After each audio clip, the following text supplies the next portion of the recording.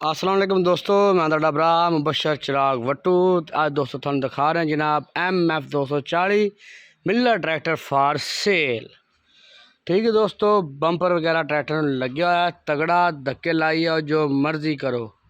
ठीक है जी, तो पिछे जनाब तुहानू दिखा दईए इनकी हुक भी लगी हुई जनाब तगड़ी। टायरां की कंडीशन भी दोस्तों अच्छी है।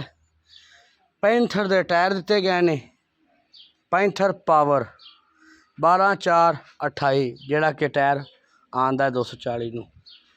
ठीक है जी, साइज़ ते बाकी थानू जनाब कंडीशन दिखा रहे हैं दोस्तों। देख सकते हो मुकम्मल हिस्से ते कैमरा मारा जा रहा है जनाब थोड़ी खातर। ले रंग बेबू जैनुअन जी, ट्रैक्टर सारा अपने किल काबले का पूरा है। ठीक है जी,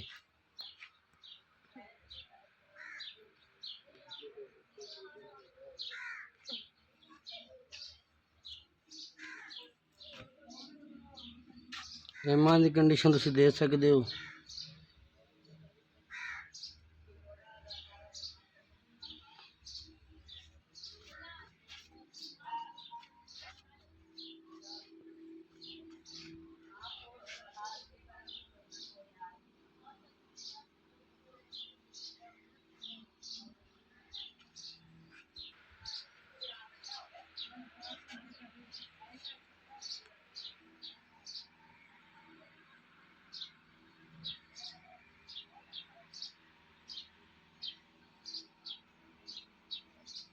जी दोस्तों 14 मॉडल है जी, काड़े का नंबर है।